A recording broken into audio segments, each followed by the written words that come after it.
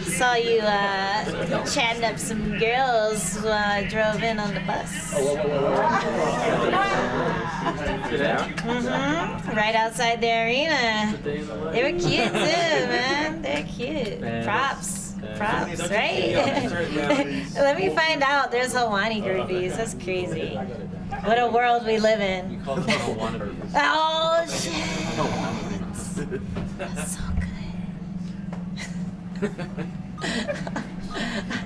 Did you just make that up? That's been something Oh, okay. I was really impressed. And how's it feel to get this win and get your feet wet back in the UFC, get that W, keep that momentum you built over the last year? It feels great, you know, like, I mean, I had a 4-fight win streak in Invicta, but I felt like, you know, there's nothing like winning in the UFC. Like, people like, respect that so much more than any other win you get. So so it felt really good, finally getting that win and being able to show off my skills a little bit. I felt like I definitely could have done better. I felt like I could have knocked out in the third.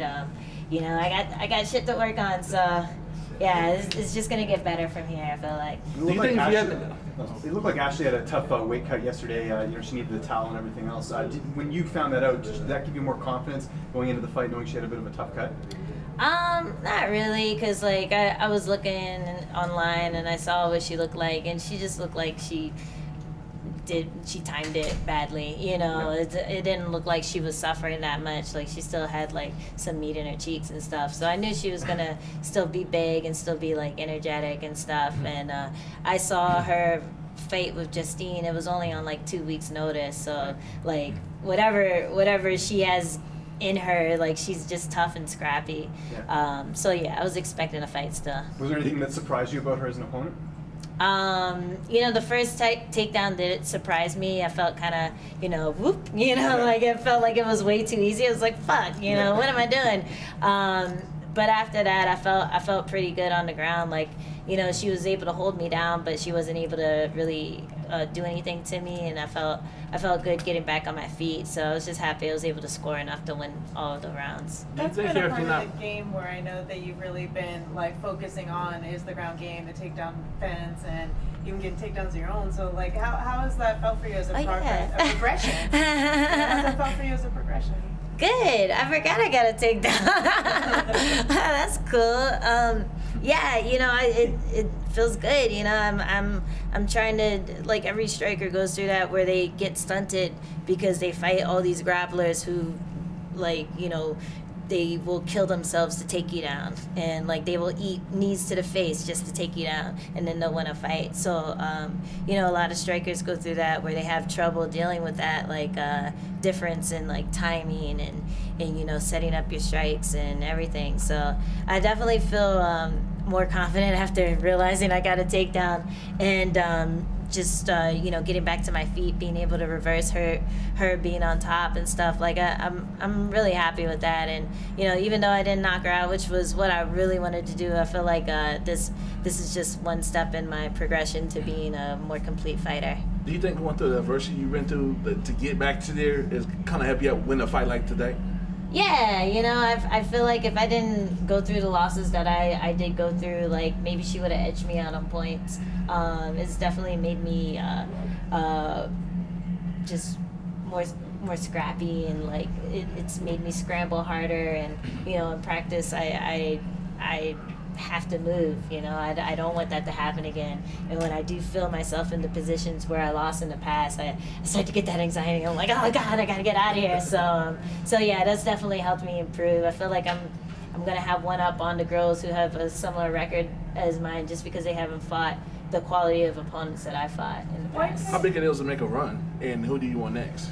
How big what? How big it is to make a run in the division, and who do you want next? Oh, I definitely want to make a run. Like, that's why I came back, you know. Yeah, but I think with this fight, I saw. I guess I have to watch it again. But I felt like I could have done a lot better. So you know, the more experience that I get this year, next year, the more confident I'm going to be when I do make that run. And you know, the most important thing for me is just to get back in there as soon as possible. And as far as the next opponent, I know you kind of poked fun at Paige VanZant for that video. Is she someone you want to fight, especially since you beat your teammate? Yeah, I poked fun at her, but people blew that out of proportion. A lot of people. But yeah, I'd totally fight her. Like, I've called her out. I've called out JoJo. I've called out, who else? I've called out everyone. I feel like I poked a lot of fun at T.A.T after she beat me. You know, I try to only poke fun at people who I can actually fight. But there's a lot of people out there who could get it. Yeah. So, for sure. But people have been yeah. critical of, you know, the way the UFC's been kind of giving her a push, as opposed to some of the other fighters who've been, you know, winning and everything else. You know, do you feel like this is the type of fight that, you know, the UFC could make to kind of be like, hey, let's make this a sport? What, me and VanZant? Yeah, if you guys, yeah, it seems like a good match. Yeah, but I don't think I'm gonna get it. Right. I'll totally fight her though. Like, that'd be fun. I think it'd be a fun fight. That's what they like to call VanZant fights. Fun fights. Why not? Why don't you think it's gonna happen? I'll punch her in the face, and then that's like her thing. Having a nice face. But yeah, yeah. You think she's more model than fighter? Nah, I wouldn't say that. She's actually a lot tougher than people give her credit for. You know, she's kind of like Yoder in the sense where she's really scrappy and she doesn't stop. Like, she doesn't quit. So I think it's easier to actually tap VanZant than to knock her out, because she kind of does those like boosh and then comes forward again. So yeah, I think it would be a good fight. I think I'd win that fight. But you know, it's really up to the UFC to see whose names I get to pick from, and you know, I'll pick whoever's the most popular one and fight them. Where would you put yourself in the top 5, top 10? Where would you rank yourself? I don't know. I think I'd rank myself higher after my last fight, but after this one, I feel like I had a lot of little things I could have improved on. So I don't know. The rankings are random. Like, I don't know, 12, 30. I don't know. Could you explain what happened with the Catwoman costume? Catwoman. Oh my God! Aren't you supposed to be like some kind of nerd yourself? Not a nerd. No. Oh no, WWE nerd or something, right? It's like Black Panther, like Black Panther, like the Marvel character. Never heard of it. The black one. Sorry. It's awesome. It's really awesome. They're making a movie, and there's been a lot of hype for it, I guess, in my world. So I was really excited to dress up as that. I felt like you know, it'd be cool to represent the movie coming out, and just, it's an awesome character. He's a king of his tribe in Wakanda. Is like this like ancient African tribe that has all this it has like a really great natural resource. I think it's the same thing Iron Man's suit's made out of, vibranium, I think. Yeah. See, hey, nerd, high five. He's the richest superhero there. He's the richest superhero in Marvel, but no one knows his name. Man, it's the struggle. So, so I thought it'd be cool to dress up as him and you know, rep the movie. And you know, I have a lot of fun dressing up as different characters for my weigh-ins. It kind of just gets me in the mood to fight and like lets me like take on this character that I bring into the cage. So yeah, that's what that was about. Happened? You brought the costume and they said no? Yeah, they were hounding me because of my Sagat thing that I did last time. Okay. So they're like, is there anything that you're planning to do? Anything you're going to wear? Any extra non-Reebok? And like, I thought about not telling them, but then I told them. And they told me no at the last minute. Were they unhappy with the Sagat?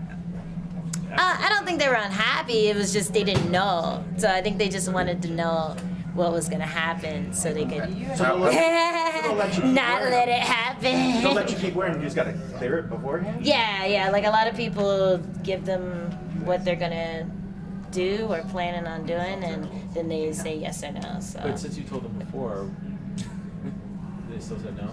Yeah, they said not approved. I think it was probably like a copyright thing or something, but who knows? Put Reebok on it. No. What's that? Just have your costume and just put Reebok on the costume. I know, right? Reebok man. Reebok, I could be Reebok woman. Just have a big like triangle head. Maybe that's what I'll do next time. Triangle head girl. Did you dress up as the character? What's Or that? was this something you just did on your own? Like, was it a sponsorship thing? No, it's did it just on something I've been doing for a while. Because I saw that you tagged Marvel and stuff on Twitter. Did they? Yeah. Did I you just do it? tagged him to like get him to look at it. Hey guys, it's like when trolls tag you and shit. Like. Did you get anything back? No, but we'll see. I got a lot of likes, you know, Sure. so it was cool that I was at least able to get people to see it. So it was cool. How important are these costumes to your persona as a fighter, and how much do you think that they're missing out on an opportunity for you to sort of brand yourself and create this unique identity? Yeah, you know, I was happy I was able to build that kind of identity in Invicta.